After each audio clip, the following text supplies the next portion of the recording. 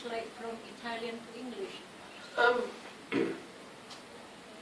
The process, what we did first was, before translating it, Joshua and I wrote a journal article, which is due for publication anytime now, in the Journal of the Arms and Armour Society.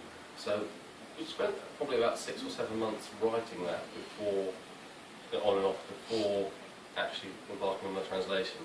The translation itself, just evenings and weekends, wasn't that arduous because the Italians, and then there's the process of having footnotes and all that. Well done. During the lecture, you referenced an unpublished work that's in the collection by Caldini. Is that in a translation, or has a translation of it been released? It's not. No translation of it has been released. Yes, that you could hazard a guess that might be Team Josh and Tim's next project. They've already been working on it for quite a long time, and a sort of translated facsimile edition of the manuscript is in the works. I don't know yet whether the budget will include it this year, but I keep yelling about it.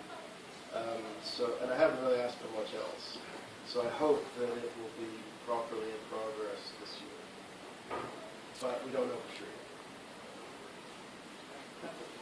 Out of curiosity, why do you think he divided the two books up like that? Having sort of like a more idealised style of fighting in the first book, and then going to the messier street here, in the second. I think Giganti's work shows, and Tom Leone said it as well, Giganti's foremost amongst the masters, I'd say, in terms of his book makes sense. It follows a didactic progression. A lot of the other ones aren't really how-to manuals. They're either jumbled up collections of techniques, or there is some kind of order, but it's not very intuitive. Giganti, I think, from all the other evidence we have as well, I do think that in the Saal play was predicated initially on the thrust. They saw the thrust as tactically superior, and that was what was taught first. But, we see the grappling at the back and we think, oh yeah, grappling, we do that when sword fighting's failed. But when you read the text, Giganti explicitly says, these grapples aren't for inexperienced people. If you try them with 2 or 3 months experience, they'll fail, and you'll say the techniques don't work. He says, for the grapples, the grapples are one of the last things with the sword alone presents. He says that you need to understand tempo and measure, which he teaches in his first book. You need to know how to lunge, and you need to know how to pass. So I think he had a didactic progression in mind, and the lunge, although it's a simple movement, it's not easy to drill into yourself, and it's foundational to other things. I think the grapple is mechanically simpler, but you need that fine understanding of tempo and measure, I think. So I think he did it for a reason, and I think that's probably what he taught to do. I'd add that this book, like most, I would say probably most of the others, the master suggests that it works perfectly. Whatever the method is, it works perfectly. And you can tell, because if it didn't work, you weren't doing it right. So, yeah. You're all very certain about it. Yeah. You mentioned with regards to crossing cuts, that was cited as to be used against an armoured opponent, which is obviously not what you'd think of as typical rapier fighting. Is there any hint as to whether that was civilian or military? Whether you might find yourself in the streets of Florence against an armed opponent? I think it's civilian, because he tells you to strike at their face or their legs. When he says armoured, presumably that's just the chest.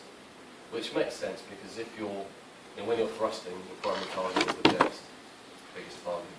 If that's off target, and you're not necessarily, if you don't want to kill the town guard. I mean, okay, the Order of Santa Stefano, imagine them as a bunch of frat boys or something, so, fighting the town guard. I'd say civilian. What did the Eureka moment of finding the side of the tail for the two castles? Was this something you were looking for by chance? Yeah, we were talking about it beforehand. We said, you know, there's this 1608 in the collection. Do you reckon it's the one mentioned by Marconi? Yeah, let's go and have a look. And it was bound to be, I guess, a mad republication of 1606. You know, I mean, that was a default thought. So, yeah, it kind of was, but literally as soon as you open it and flick through it, you know, that you see that you recognise the place and see that there's different. They are different. There are loads of cuts and you know, just things that aren't in the 1606, and the mismatched weapons at the end. As soon as you see the spear, it's like there's no spear in Giganti's first.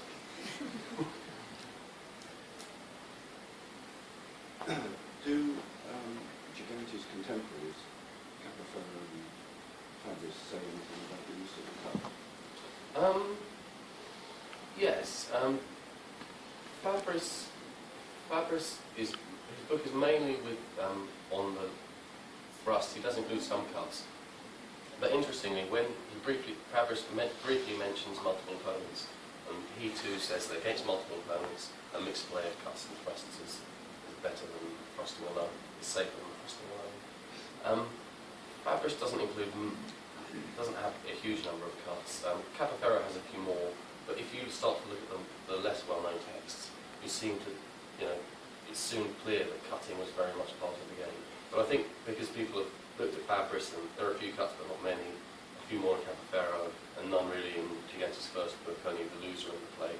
I think people have looked at that and thought, there's no cutting in rapier, what's very minor. But actually, if you look at the minor sources, and with the relief of Giganti's second book, I think we can safely say that, yes, rapier play was a mixed cut and thrust game. So some of the plates with the alternate offhand equipment are reminiscent of those in Di Grassi. Do you have any sense of how his style compares to Di Grassi's? Interesting question.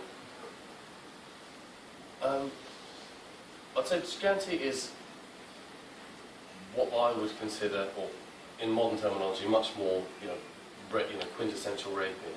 In terms of terminology, there is.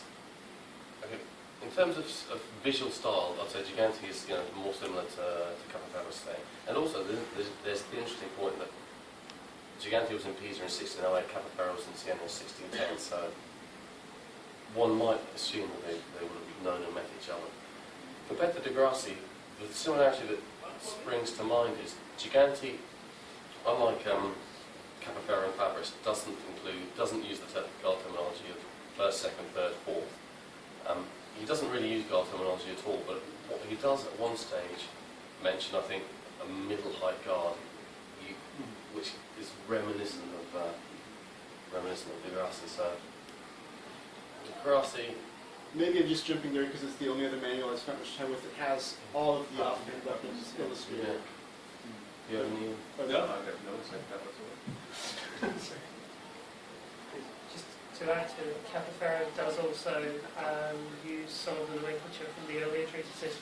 So Capoferro, when he talks about companion weapons, actually, rather than the first, second, third, fourth, you will come across things like Glodia di Testa, so the guard of the head, but clearly referencing the earlier Polonaise tradition and the Florentine tradition of Altani as well. So the more complex named guards rather than the numerical, simplified ones that you first see coming through in Camillo Agrippa. And then carried through in the common understanding of rapier. And this is where Palladini is interesting, because Palladini is from Bologna. There was a very strong Bolognese school with its own guard terminology. But Camillo, Palladini, I believe, is later, and he uses the first, second, third, fourth, but he does a couple of times slip into using the Guardia di Testa or the Pacha. So there is a certain mixing of the terminology. And Di Grassi has two swords. Yeah. As does Palladini. But yeah, I think there is a tendency to think, Giganti's Venetian, Capoferro's from Siena, but in reality, Giganti may have been Venetian, he may have been from Fossombrone in central Italy, but we can place him in Pisa, so I think there was a lot of moving around and cross-contamination. some of the earlier fencing books, so 40 years earlier, Mayer, has dagger fighting with the blade pointing down, like in the Psycho shower scene. Yeah. But Giganti only has the daggers point forwards like a very short sword. It's fencing with a dagger, basically. Okay. And we also, Palladini's manuscript, to go back to that, also has a dagger section, and again, it's essentially dagger fencing. In Giganti presents his dagger section as self-defense, but as we see, they're standing in a fencing position out of guard. Palladini's dagger, the different plays, but visually similar guards, but Palladini presents it explicitly as a dueling system. So, and Palladini says, this is a weapon you can choose when you have the election of arms and you're the stronger, more powerful man.